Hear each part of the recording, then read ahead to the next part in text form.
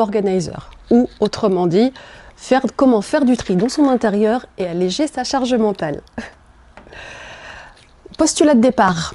Avant même d'arriver à la réunion ce matin, vous avez pris des dizaines et des dizaines de micro-décisions.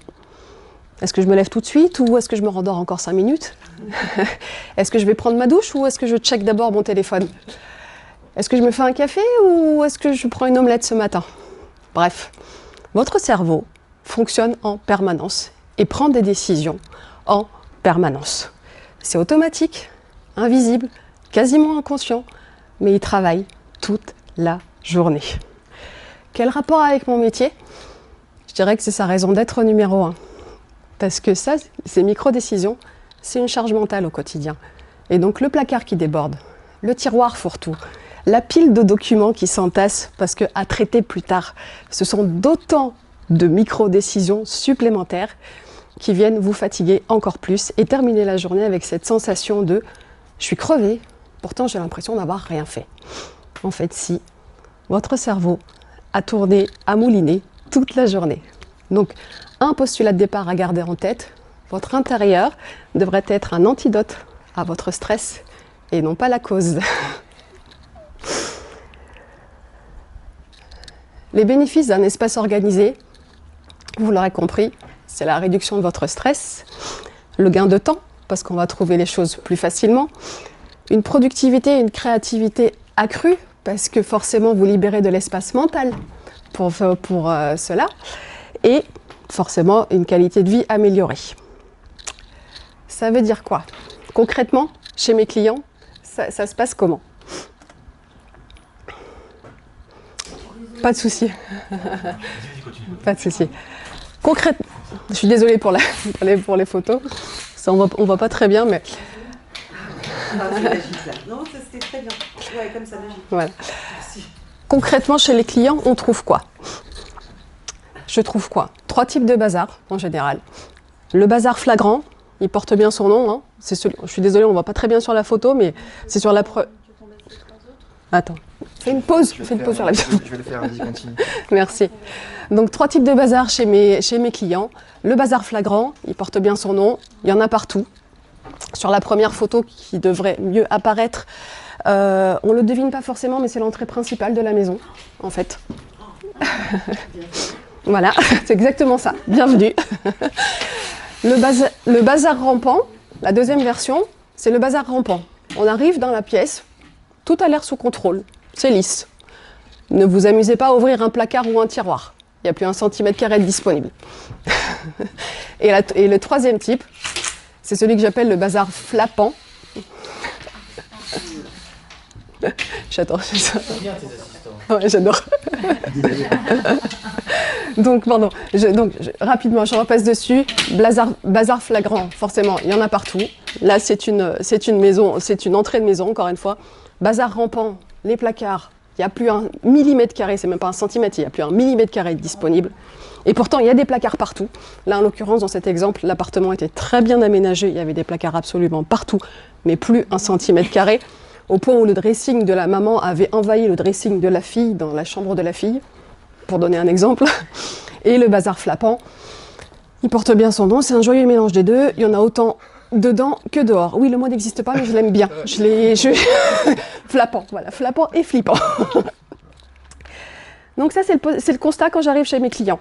Et avant de démarrer et de rentrer dans le vif du sujet avec eux et de désencombrer, trier, organiser, je les invite toujours à un petit temps de réflexion sur, avant de voir comment on va faire pour désencombrer, on va essayer de comprendre pourquoi vous en êtes arrivé là, parce que c'est ce qui va faire que dans le futur, ils vont maintenir leur organisation. Donc l'idée, c'est pas d'avoir une maison version Ikea, c'est pas d'avoir une maison témoin, une maison sa vie, d'accord? Donc il y a du bazar et c'est ok. L'objectif, c'est plutôt, quand je décide de ranger, je range en très peu de temps. Et du coup, je peux le faire régulièrement parce que je sais que ça va pas me prendre la tête. Ça, c'est vraiment l'objectif. Et donc, les obstacles courants que je rencontre, c'est évidemment le trop-plein. Il y a beaucoup trop de choses partout en trop grande quantité. Le rapport à l'objet, Ça, celui-là, je l'aime bien parce que les gens ne réfléchissent pas forcément. Et si je vous posais la question, aujourd'hui, je ne suis pas sûre que vous auriez la réponse. Est-ce que vous connaissez votre rapport à l'objet ? Comment est-ce que vous êtes un acheteur compulsif ? Est-ce que vous êtes un sentimental des souvenirs ? Est-ce que vous êtes un collectionneur ou une collectionneuse ? Est-ce que vous êtes un joyeux mélange de tout ça ? Il n'y a pas de bonne ou de mauvaise réponse. C'est plutôt le fait de l'identifier va vous permettre ensuite de savoir comment vous allez trier et comment vous allez organiser tout ça autour de vous. Vous pouvez être collectionneur, c'est pas un problème, c'est pas du tout un problème. Là où ça devient un problème, c'est quand votre collection prend la place sur votre espace vital. C'est là que ça devient problématique. Un des autres obstacles que je rencontre souvent, c'est effectivement la sensation d'avoir pas le temps de trier et d'organiser. Je parle de sensation parce que souvent les gens ont ce sentiment parce qu'ils veulent tout faire tout de suite et en une seule fois. Or, il faut partir du principe que quand on veut désencombrer, en général, on part de très loin et donc c'est par étapes. Et donc c'est comme un marathon, ça prend du temps. Et le dernier, c'est les systèmes qu'on a essayé de mettre en place et qui ne fonctionnent pas. Bah oui, parce qu'on a acheté tous les bouquins possibles et inimaginaux, on a regardé tous les tutos YouTube possibles et inimaginaux, on a acheté les fameuses boîtes, les fameux rangements, les fameux tips, etc. Ça marche pas. Bah oui, c'est pas adapté à votre vie personnelle, à vous. C'est la gamme Ikea, ok, super, mais ça marche pas pour vous parce que c'est pas votre quotidien, en fait. Une fois qu'on a dit ça, par quoi on commence ? Alors, j'aime beaucoup insister sur le fait de jamais, au grand jamais, sur un coup de tête. Vous savez, ce fameux samedi matin où on se lève ultra motivé, il fait beau, on a pris un petit déj, on est content, allez, le garage, on s'y met ce matin, chouchoune, vas-y, on sort tout, voilà. Et au bout de 2 heures, on a tout sorti, on s'est pris la gueule 3 fois sur qu'est-ce qu'on veut trier, qu'est-ce qu'on veut sortir, et on abandonne au milieu du chemin parce qu'on est déjà fatigué et que ça nous dépasse. Voilà, et ça finit en engueulade pour le week-end et on se fait la gueule jusqu'au dimanche soir. C'est génial. Ça rappelle des souvenirs ? C'est normal. C'est normal. Il faut surtout pas faire ça sur un coup de tête. Il ne faut pas hésiter à le programmer, en fait. Il ne faut pas hésiter à le programmer et surtout, avant même de démarrer, réfléchir au pourquoi je fais ça. Pourquoi je me lance dans le désencombrement et la réorganisation de telle pièce ou de telle maison. Je veux quoi ? Je veux créer le fameux atelier créatif dont je rêve depuis toujours. Je veux me faire un bureau dans la maison. Je veux retrouver mon garage, l'utilité de mon garage. L'importance de connaître son objectif, c'est ce qui vous fera tenir sur le long terme dans les phases de désencombrement et de tri qui sont les plus fastidieuses, en fait. Et ensuite, une fois que vous avez défini votre objectif, 3 étapes évidentes, mais qui pourtant sont la clé. On va désencombrer, donc on sort tout, on trie. Qu'est-ce que j'entends par trier ? On décide de qu'est-ce qu'on garde, qu'est-ce qu'on donne, qu'est-ce qu'on vend et qu'est-ce qu'on recycle parce qu'en trop mauvais état. Et évidemment, 3e étape, on réorganise.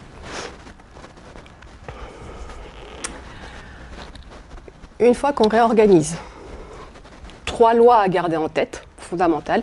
L'organisation, elle est adaptée à votre mode de vie. Il n'y a pas une organisation parfaite, il y a celle qui vous va à vous au quotidien, parce que vous devez pouvoir la maintenir dans le temps.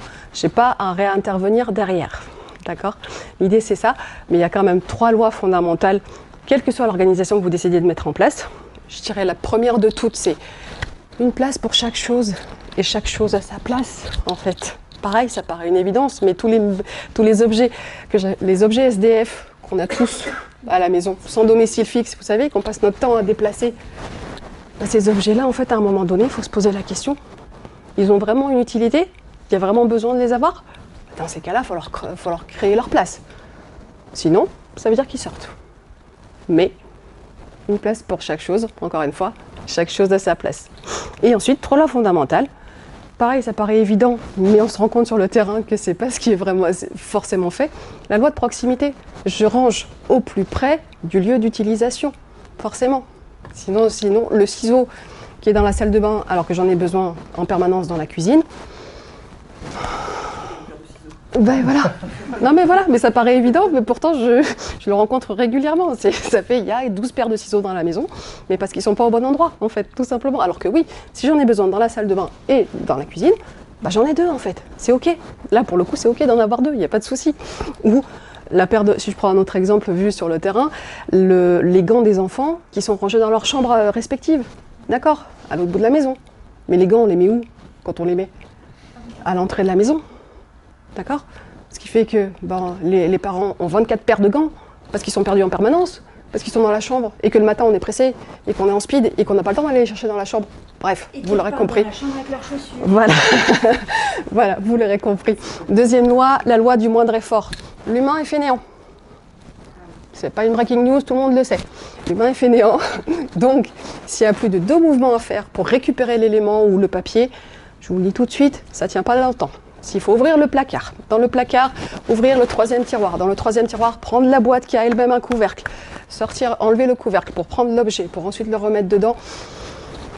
À part les psychotiques comme moi du rangement, les gens ne le tiennent pas. Soyez. Et même moi, je le simplifie, ça.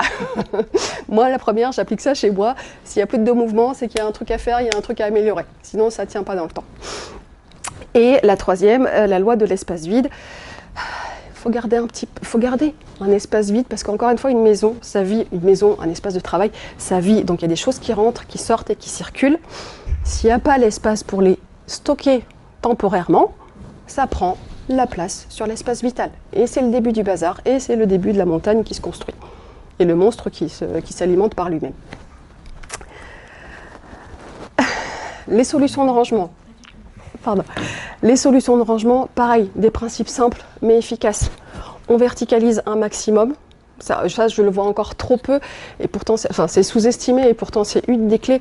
Verticaliser dans le sens où on va optimiser vraiment tout le volume possible de vos meubles de rangement, de vos penderies, de vos placards, encore une fois. C'est souvent ou trop haut ou trop profond. Encore, ne pas hésiter à redimensionner, parce que c'est là que se trouve une des clés de l'optimisation de vos rangements. Rendre visible, pareil, ça paraît évident, mais si c'est pas étiqueté, si c'est pas transparent, ça donne la prise de tête régulière, surtout dans le foyer du quotidien. C'est où ça? Maman, c'est où ça? Ou chérie, c'est où ça? Bon, alors attention, il y a des étapes, attention. Il y a des étapes, je suis d'accord, mais en tout cas, qu'on n'ait pas l'excuse de dire je ne sais pas, c'était pas écrit, je ne le voyais pas. Voilà. Et évidemment, accessible, rendre accessible votre rangement, c'est, j'aime bien dire, éviter les faux amis, c'est-à-dire, encore une fois, tous ces gadgets, j'appelle ça des gadgets qu'on a pu voir se développer ces dernières années en termes de rangement, c'est la grande mode avec Marie Kondo, etc. Donc on voit encore aujourd'hui, on a vu arriver plein de rangements, de range-chaussures pliables qui permet de gagner du... Non les gars, le plus simple, le mieux est l'ennemi du bien. Simple et efficace, d'accord? Et les rangements Casper, ce que j'appelle les rangements Casper, ok, mais à bon escient, les rangements Casper, c'est typiquement les lits coffres, les canapés coffres, ça aussi, grande mode, ça c'est... Oui, alors attention, voilà, merci, c'est génial si on maîtrise ce qu'il y a dedans. C'est-à-dire que le lit coffre, il y a la literie. Il y a les oreillers, il y a les couettes. Ok, je veux bien. Ça ne se transforme pas en fourre-tout, effectivement, où les choses disparaissent, un espèce de vortex. Là où, quand je demande aux personnes, aux clients, il y a quoi dedans? Je ne sais plus. Voilà. J'accélère. Une fois qu'on a désencombré, on a trié, on a organisé, comment on s'assure que ça ne revienne pas, en fait. Parce que l'idée, encore une fois, c'est pas que je revienne tous les 2 jours. Pas compliqué. Des routines quotidiennes. Donc matin ou soir, je prends 2 minutes pour faire le tour de l'appartement, pour faire le tour de la maison, pour ramasser tout ce qui traîne et le remettre à sa place. Et peut-être aussi un postulat de départ, je remets à sa place après utilisation, je ne pose pas en attendant que. Des encombrements réguliers, 1 fois par mois, 1 fois par trimestre, 1 fois par an, selon votre foyer et le temps que vous avez, mais en tout cas régulièrement, pour éviter justement le fait de se réveiller un beau matin, 8 ans plus tard, et se dire ok, je crois que j'avais un garage, je ne le vois plus, oh oui. Voilà. Impliquer tout le monde, donc le couple, les enfants, les colocs, les collègues de bureau, quand c'est un espace de travail partagé, mais en tout cas, si c'est pas travailler ensemble, si c'est pas si c'est pas partagé ensemble, ça tiendra pas non plus dans le temps. Et la règle des 5 R que j'aime bien rappeler, qui est, si on veut éviter d'avoir à désencombrer à un moment donné, faut aussi éviter de faire rentrer au minimum. C'est-à-dire que le tunnel de sortie, effectivement, faut s'en occuper. C'est bien de s'occuper du tunnel d'entrée aussi. Donc dans l'idéal, on refuse, on dit non, on apprend à dire non. Non aux goodies qu'on peut vous proposer dans les différents commerces. Non aux cadeaux aussi, qui ne vous plaisent pas forcément. Réduire sa consommation, du minimalisme raisonné. Réparer quand c'est possible, rendre quand ça ne vous appartient pas. Bref, pour résumer, j'hésite pas si je veux réorganiser, désencombrer et en tout cas m'alléger, réfléchir à mon rapport à l'objet, réfléchir à mon objectif. Ne pas hésiter à planifier des plages dans son agenda, comme on fait avec son médecin, comme on fait avec ses rendez-vous XY.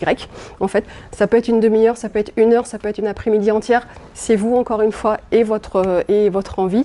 L'objectif étant de tenir sur la durée. Commencez par un petit endroit. On n'est pas obligé d'attaquer le garage. On peut commencer par le tiroir du buffet de l'entrée. Le tout est de commencer, en fait. Le bazar ne se range pas, on n'oublie pas, il s'élimine. Une place pour chaque chose a sa place et surtout j'aime bien cette dernière maxime parce qu'elle permet de se lâcher la grappe et encore une fois de tenir sur le temps, c'est que fait vaut mieux que parfait. N'attendez pas d'avoir le temps de faire de manière parfaite, faites, c'est déjà très bien. Merci pour votre écoute et à bientôt.